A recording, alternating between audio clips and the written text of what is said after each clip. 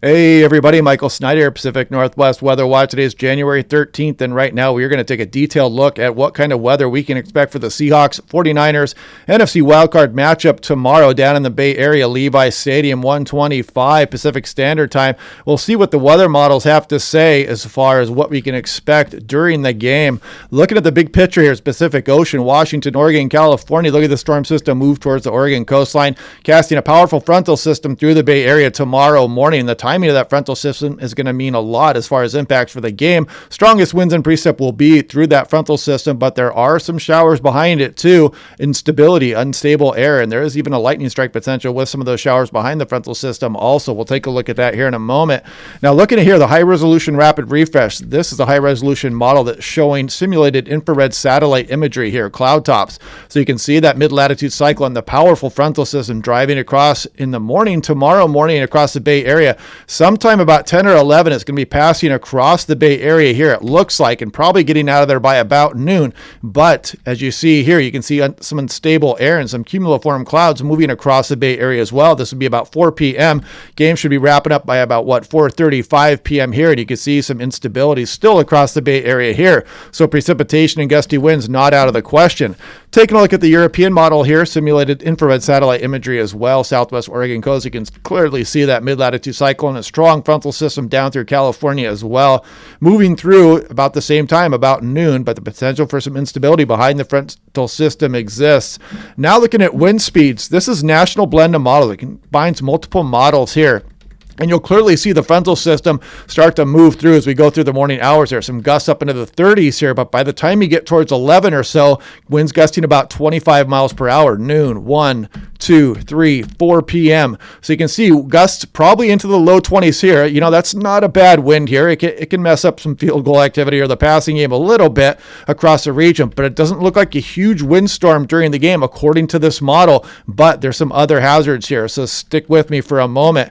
This is apparent temperature during the game. Let's go ahead and look at this. We'll speed back out ahead here. And this is noon. There's 1, 2, 3. So temperature shouldn't be too big of a deal. Mid 50s is probably what we're going to be looking at here for the game during most of the game here, and maybe cooling off towards the lower 50s by the end of the game. No big deal there. This is the HRRR high resolution rapid refresh. This is what the Doppler radar might look like tomorrow, or what it's forecast to look like anyway.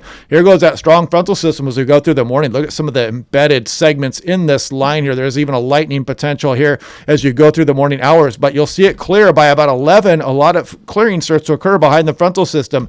But however, watch this.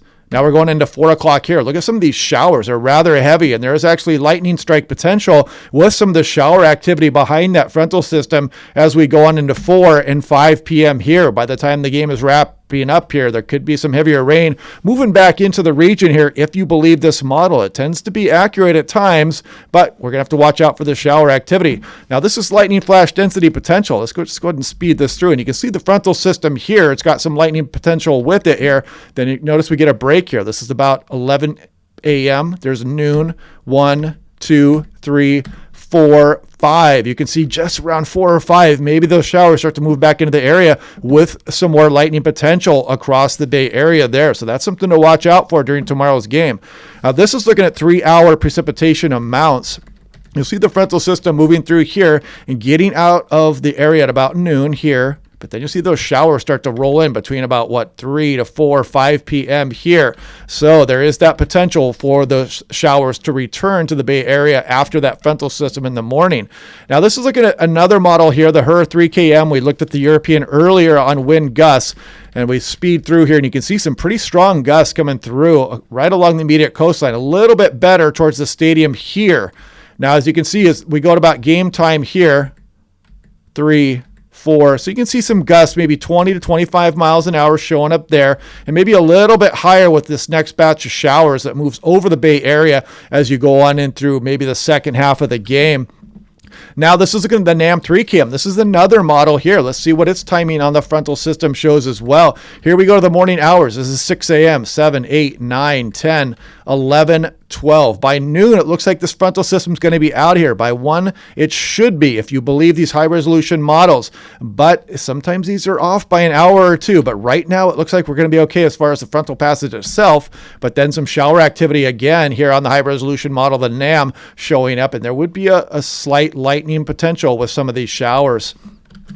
Now, looking here, this is what the NAM has to say, the North American model, as far as wind gusts. You can see the frontal system with the biggest winds moving through as we go on to about noon, shown here, 1, 2, 3. So pretty good agreement here. Maybe 15 to 25 mile per hour gusts coming across the stadium. They should be fairly westerly, so kind of a crosswind for the stadium there. It's not going to be right down the stadium. I believe it lies north-northwest, pointing south-southeast there.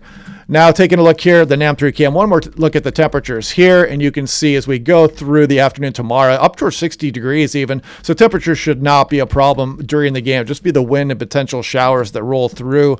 This is 3-hour precipitation. Here, one more look at what might potentially come here. So here goes the frontal system in the morning. Again, these are 3-hour totals, but by the time you get towards 2, you can see the NAM is kind of painting a pretty dry scenario here, but by the time you get towards just the end of the game, some showers start moving back in the region. Will it make it in time to disrupt the game at all? I guess we'll just have to see during the game tomorrow. And this is another high resolution model here too as well. Kind of shows the main bulk of the precipitation moving through at about 10 a.m.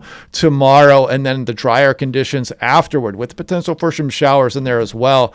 And you can see here the wind shift. So basically we're looking right about here. This is about 4 p.m. on Saturday, and you'll notice the winds go from southeast to westerly here after that frontal system passes. So the winds are going to be kind of out of the west-southwest here as we go on through the game tomorrow. So anyway, yeah, I hope you guys like this little forecast. I just thought I'd do it for fun. I know the Seahawks are huge underdogs tomorrow. I am a Seahawks fan, but anyway, I'll be interested to see what kind of weather effects on the game come up tomorrow. But anyway, it doesn't look like too big of a deal. If the frontal system were a little bit slower, or it comes in a little bit slower, it's going to have much bigger impacts on the game. As you can see, gusts up into the mid-30s tomorrow and heavy rain during the game. And sometimes the models are off by an hour or two, so it's something to watch tomorrow. And maybe if things look like they're changing tomorrow morning, maybe I'll even throw that into one of my briefings during the morning hours. But anyway, I hope you guys enjoy the game tomorrow. I'll do my regular weather briefings tomorrow morning, and I'll talk to you guys then.